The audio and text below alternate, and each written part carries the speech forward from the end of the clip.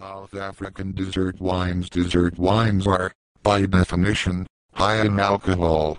This alcohol is made from the increased concentration of sugar in these wines and the two combine to define them.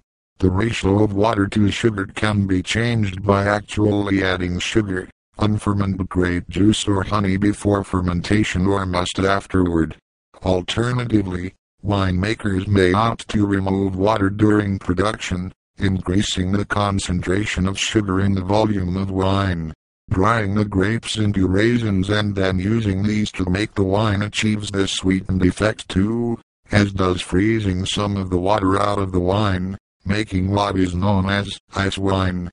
Adding Botrytis cinerea desiccates the grapes and increases their sugar content, having a similar effect.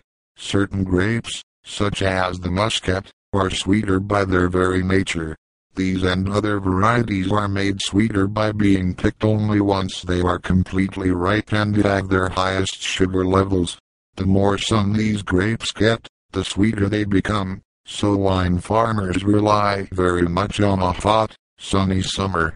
To improve their grapes' chances of maximum exposure, the farmer may choose to clip away any leaves casting a shadow on the grapes below them on the vine.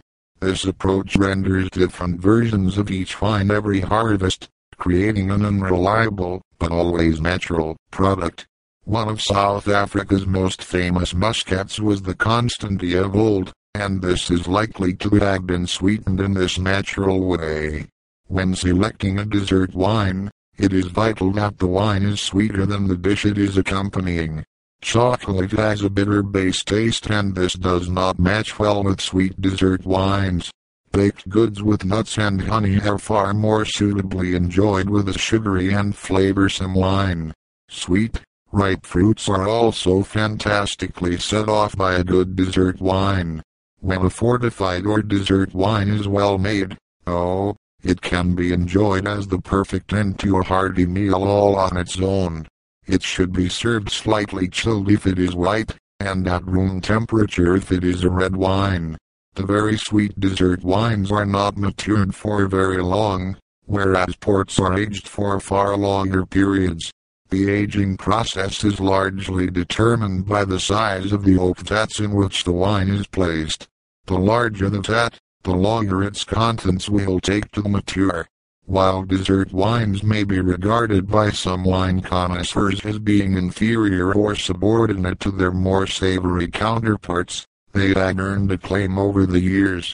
Their rich, sugary body is offset by their syrupy texture and alcoholic warmth, a winning combination by even the most discerning of palate standards. South African dessert wines. Dessert wines are, by definition, high in alcohol. This alcohol is made from the increased concentration of sugar in these wines and the two combine to define them.